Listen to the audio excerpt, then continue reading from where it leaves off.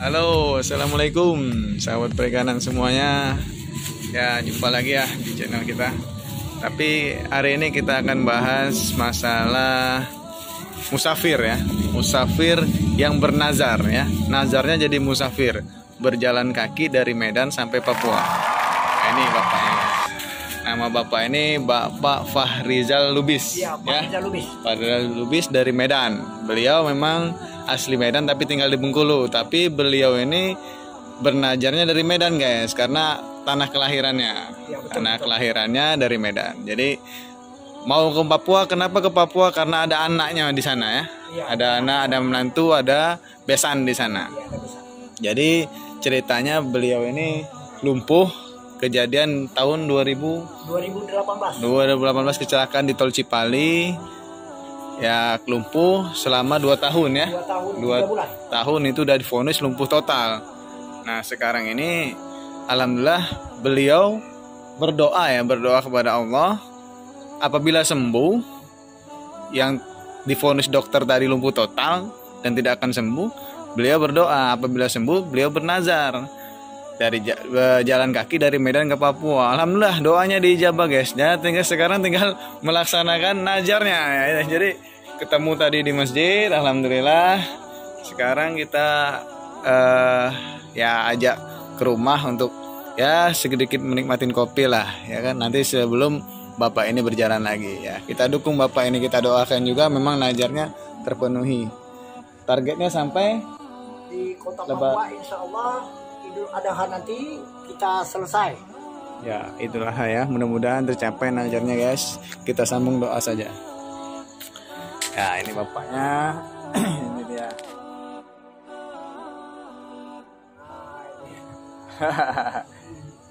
Semangat ya. Ya, Semangat Pak. Mantap Pak. Kita dukung Pak. Jadi rencana habis ini mau ke mau putar-putar dulu di daerah Kota Agung ini. Kota Agung, mau dia putar-putar dulu guys. Jadi beliau ini sekalian jalan-jalan lah, ibaratkan keliling lah. Jadi tujuannya memang ke Papua. Cuman dia ini tadi bincang-bincang di masjid, untuk Lampung ini mau dimasukin semua. Dimasuki seluruh kabupaten dan kota. Seluruh kabupaten kota mau dimasukin semua. Jadi ya luar biasa. Padahal usia beliau ini udah setengah abad lebih. Lebih setengah abad. Hampir 1 abad. Karena diberi kesehatan tadi guys, dari lumpuh total menjadi sehat begini, ini luar biasa ini perjuangan beliau. Saya aja mungkin nggak sanggup ini. Jadi diperkirakan di Kota Agung ini sekitar 4 malam ke depan. 4 malam ke depan ya. Iya. Tadi malam ini mau nginap di masjid. Mau nginap di masjid, lingkungan ini lah nanti malam. Tapi kalau mau ketemu bupati ya mudah-mudahan nanti di sini kan rumah dinasnya kan ada. Ya. Datang aja bang. Rumah dinas yang di dekat taman kota. Sesudah kita melihat keadaan di Kota Agung ini, 2 hari kemudian baru kita ngadap. Jadi ada bahan untuk cerita. Betul bang. Sampaikan keluh kesahnya bang. Keluh kesah mengenai soal masker yang banyak berserakan di pinggir-pinggir jalan dalam kota. Sama sampah. Itu. Jadi bisa kita cerita bagaimana. Jadi kalau belum kita putar di daerah Kota Agung ini, kita nggak dapat cerita. Betul. Insya Allah. Guys. Jadi kalau ada warga yang simpati ajak singgah, nggak apa-apa. Cuman kita ini tua di luar, muda di dalam. Mantap. Semangatnya itu yang bikin kita ini semua salut ya. Tapi beliau ini juga selain dia bernazar, beliau ini ternyata dakwah guys. Kenapa saya bilang dakwah? Karena beliau ini memang singgahnya di masjid-masjid. Dia mengajak-ajak masyarakat untuk juga sholat. Jadi misinya banyak. Insya Allah pahalanya berlipat ganda. Kita doakan ya guys. Karena beliau ini dakwah juga. Dakwah, dia mau silaturahmi juga ke tempat anak-anaknya jauh-jauh, ada yang di NTT Kalimantan ya bang ya. Ya, ada di Kalimantan Timur, yang paling tua di Papua TNI, yang nomor 2 di NTT, nomor 3 di Irian Jaya, nomor 4 di Kalimantan Timur, nomor 5 di Sulawesi Selatan, nomor 6 di Kota Malang Jawa Timur. Ada yang di Malang. Jadi buat teman-teman sekalian yang menjumpai bapak-bapak ini jangan segan-segan untuk menegur, silaturahmi ya. Karena bapak ini memang salut lah, panutan lah. Udah tua masih tetap semangat. Hal yang mustahil dilakukanlah manusia lah dari jalan kaki dari Medan ke Papua. Cuman ya tidak ada yang mustahil tuh atas pertolongannya kan ya. Jadi kita doakan Bapak ini supaya di perjalanan diberi kesehatan, kelancaran ya. Jadi nanti kita pakai Pak ya. Jadi ini ada manfaatnya ini. Ini mengusir hewan-hewan buas. Hewan-hewan buas. Ya. Masuk akal juga. Itu gara-gara nginap di rumah orang kubu itu, ya. Kubu Jambi. Makanannya nggak termakan karena dipelajari kehidupan orang Jambi di suku pedalaman. Bisa istirahat kita, ada kepintaran dapat. Seperti saya menginap di masjid nggak dikasih orang karena niat baik, sudah dikunci masjidnya. Ada mantranya yang dari orang-orang suku kedalaman, terbuka itu pintunya. Masya Allah, dapat banyak ya pelajaran. Dapat mantra itu. Dapat banyak. Asal ilmu, niatnya baik, masjid tadi terkunci, terbuka. Berarti udah ke Jambi juga Bang? Sudah. Oh Jambi sudah. Ke suku pedalaman 1 minggu saya. Makan yang nggak pernah saya makan. Apa tuh contohnya?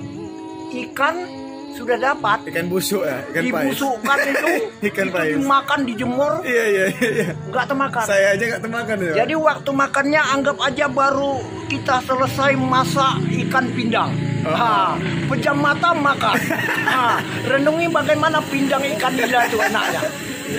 Kalau kita meludah, kita tidak akan bisa keluar dari wilayah itu, penghinaan namanya. Setelah kita bisa berhasil, kita akan diberikan oleh-oleh nanti. Orang yang niat jahat dari jauh, udah dekat dia niat baik. Itu yang diberikan mantra pada kita. Termasuk ada yang saya bawa tasbih, ini pemberian dari suku Jambi, suku adat. Ini kalau niat baik, lengketkan. Nah, jadi kalau ini mau mandi, lepaskan. Itu syaratnya. Jangan sampai diambil orang, nanti buat jahat orang. Bisa, itu membahayakan. Insyaallah Bang ya. Nanti kita jumpa lagi di masjid Bang ya. Insyaallah. Soalnya kan Abang mau nginap masjid sini nih. Jadi itulah. Ajak ketemu orang-orang warga nanti di masjid kan. Ada juga yang sholat kecil malam. Banyak. Nanti kan ada jamaah juga di sana. Ini sengaja sendal ini berbulan-bulan nggak diganti-ganti supaya iman saya makin kuat. Kalau asli diganti juga ya gawat kita nanti. Berarti nggak semangat dalam perjalanan. Sedangkan Nabi dulu berjalan itu jalan paling tinggi onta. Kalau sekarang Toyota. Masuk akal. Kalau dulu onta, sekarang Toyota. Ngetop juga sekarang. Jangan segan-segan mengajak mampir. Jangan dilihat dari luarnya saja. Jadi jangan mandang bodi mobil banyak dempolan, tapi enggak dia pernah didorong. Nah, itu kan enggak pernah didorong. Manfaatnya ya. Manfaatnya. Jadi jangan dipandang bodi mobil aja, guys. Pandang isi dalamnya. Betul manfaatnya, guys. Jadi pengalaman hidup banyak. Yang namanya sakit itu paling banyak daripada yang sehat. Karena kadang-kadang orang mengatakan saya gila di jalan. Ya lain gilanya saya bilang. Kalau gila saya ini gila berjalan. Jangan gila beneran. Karena kan Bapak ini punya najar, guys. Jadi kita harus dukung. Adapun orang yang begitu karena orang nggak paham. Satu itu jadikan buat kita ya cobaan aja, biar dapat pahala. Ya Bapak, kita terima ikhlas aja. Jadi ini mau jalan dulu guys pagi-pagi nih. Mau jalan dulu ya? Jalan tapi nanti dulu. nginap di sini ya? Iya, nginap nanti di kita sini. ketemu Bang ya? Habis sholat asar nanti saya balik ke studio. Siap. Nanti kita jumpa lagi ngobrol di masjid ya. Kita bergerak dulu ini. Oke, siap Bang. Karena matahari udah ngintip gak enak. Betul. Lumayan juga beratnya nih guys. Dengan semua dijinjing berat bawa dewe. Oke, mantap. Semangat Bang ya. Nanti kita jumpa malam Bang.